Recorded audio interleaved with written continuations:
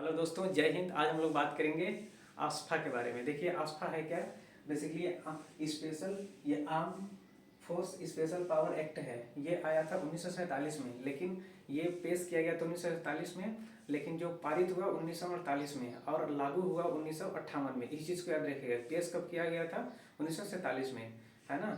लेकिन ये जो लागू हुआ वो 1958 में। ये करता क्या है? बेसिकली जो भी सेंट्रल आर्म फोर्स रहती है किसी स्टेट में, अब ऐसे स्टेट में जहाँ पे कि आंतरिक अशांति फैली हो। आंतरिक अशांति का मतलब ऐसा नहीं है कि जो लोग हैं आपस में लड़ाई कर रहे हैं। कहने का मतलब है कि जो देश के अगेंस्ट, मतलब देश के टूटने में वो लोग क्या कर रहे हैं कि हेल्प कर रहे हैं, है ना। मतलब देश के दूसरे लोगों के साथ मिलकर के कुछ ऐसी साजिशें कर रहे हैं जिससे कि देश के विभाजन हो सके या देश में एक अराजकता की भावना पैदा हो जाए। तो उस चीज़ को रोकने के लिए आस्फा लाया गया था। ये लाया गया था ब्रिटिशर्स के साथ पहले लाया गया था, है ना। 1920 में लाया गया था, लेकिन वो ब्रिटिशर्स लाए थे तो उसको हम लोग नज़रअंदाज कर देते हैं क्योंकि वो आज़ादी के पहले था, है ना। वो लोग इसलिए लाए थे क्योंकि यहाँ पे अगर कुछ भी मनमाना अगर कर रहा है क्रांतिकारी लोग तो उनको वो लोग नियंत्रित कर सके, समझ रहे हैं। लेकिन ये आज़ादी के बाद देखें तो ये यहाँ से स्टार्ट हो 47 से, 47, 48, फिर उसके बाद 1958।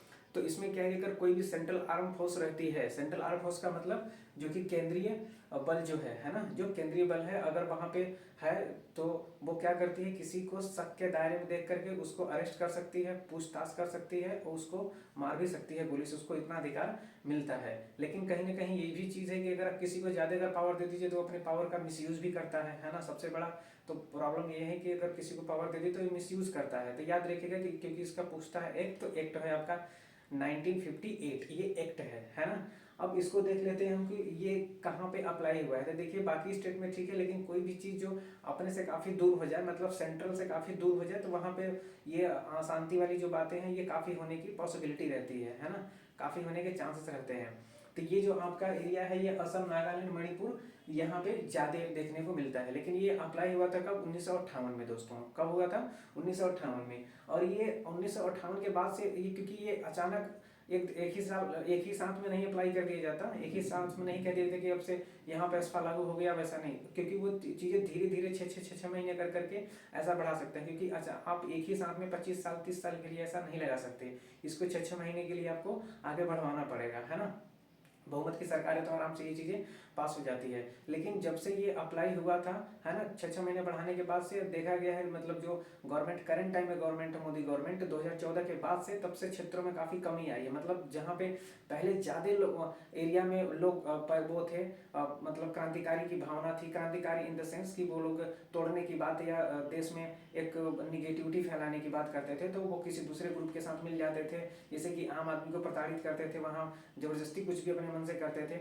तो उस चीज़ को काफ़ी नियंत्रित करने में यहाँ पे हेल्प मिली है ना। हेल्प मिली है जिसमें कि क्षेत्रों में काफ़ी कमी आई है। 2014 के बाद से काफ़ी क्षेत्रों में कमी आई है। कहाँ पे आई है? तो आपका असम हो गया, नागालैंड, मणिपुर आया है, मणिपुर वाले एरिया में। उसके बाद 2014 से लेकर के 2022 में, मतलब जो हाल फिलहाल के जो आपके 12 साल हैं, 12 साल में 76% जो मौतें हैं। क्योंकि जब लोगों का लड़ाई होता है आपस में तो मौतें भी होती हैं। जैसे मान लीजिए कोई अगर वहाँ पे कोई ग्रुप है, कोई समूह है जो कि ऐसा नहीं चाहता कि वहाँ पे कोई आकर के या उनकी सिक्योरिटी वगैरह जो भी चीज़ें हैं उसको देखे या उसको नियंत्रित करे, तो वो लोग क्या करते हैं? फायरिंग करना स्टार्ट करते हैं। और फायरिंग वो लोग कैसे करते हैं? तो पीटते उठते हैं लोगों को और उनसे पैसा लेते हैं। उसी चीज़ का वो बंदूक खरीद कट्टा खरीद के इस्तेमाल करते हैं।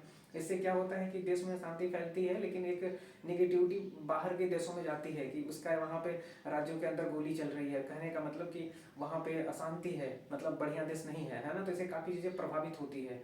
तो यहाँ मौतें जो है 76% मौतों में कमी आई है, ठीक है। और उसके बाद ये आपका 1958 के जो अधिनियम है उसके तहत मणिपुर और आपका असम वाले एरिया में ये लागू किया गया था। उसके बाद आपका जो अरुणाचल प्रदेश हो गया, मेघालय हो गया, मिजोरम, नागालैंड, और यहाँ पे ये पहले से ही अप्लाई हुआ था। जब अधिनियम आया था तभी से अप्लाई हुआ था। लेकिन वो और उसके बाद कुछ चीज़ें, क्योंकि तुरंत ही हर जगह पे अप्लाई नहीं किया जाता, जहाँ पे लगता है कि नहीं यहाँ पे ठीक चला है तो वहाँ पे नहीं लगाया गया था ये चीज़।